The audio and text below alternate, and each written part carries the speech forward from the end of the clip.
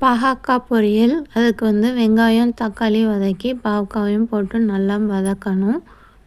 இது கூட காரத்துக்கு நான் குழம்பு மிளகாய் தூள் ஆட் பண்ணுறேன்.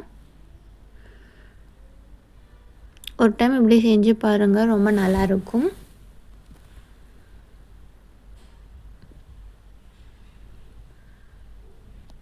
மார்னிங் ஸ்நாக்ஸுக்காக குக்கும்பர்.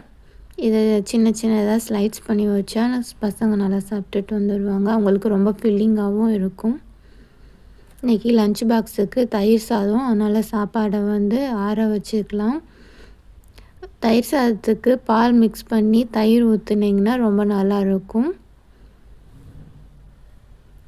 ரொம்ப பிளெயின் தயிர் சாதமாக கொடுக்காம இஞ்சி, பச்சை மிளகா இதெல்லாம் தாளித்து போட்டு கொடுங்க. சீரகம் போடுங்க, ரொம்ப சளி பிடிக்காமல் இருக்கும்.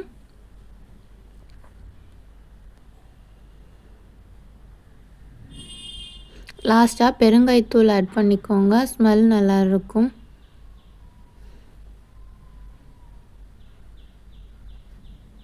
இப்போ ஆற வச்ச சாப்பாடில் பாலும் நல்லா ஆறி இருக்கணும். இப்போ மிக்ஸ் பண்ணிக்கிறேன்.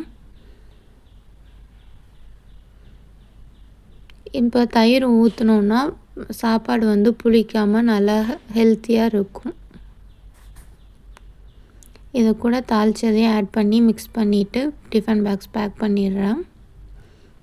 மார்னிங் பிரேக்ஃபாஸ்ட்டுக்கு சீரகம் போட்டு கருவேப்பிலை, வெங்காயம், தக்காளி இதெல்லாம் ஆட் பண்ணி நல்லா மசிஞ்சதுக்கப்புறம் கேப்சிகம் கட் பண்ணி வச்சுருக்கேன், அதையும் ஆட் பண்ணிக்கோங்க. கேப்சிகமில் நல்ல விட்டமின்ஸ் நிறையா இருக்குது, அப்பப்போ கொஞ்சம் ஆட் பண்ணிக்கோங்க.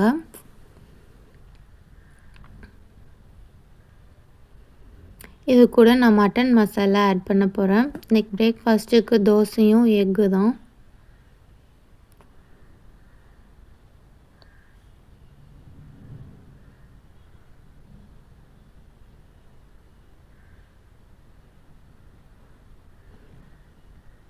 இந்த மட்டன் மசாலா வதங்கினதுக்கப்புறம் நான் 3 எக்கை உடச்சி ஊற்றிக்கிறேன். இந்த காம்பினேஷன் நல்லாயிருக்கும். எக்கு கூட இந்த முட்டை ஹெல்த்தியாகவும் ஃபில்லிங்காகவும் இருக்கும். ப்ரோட்டீனும் நம்மளுக்கு கிடச்சிரும்.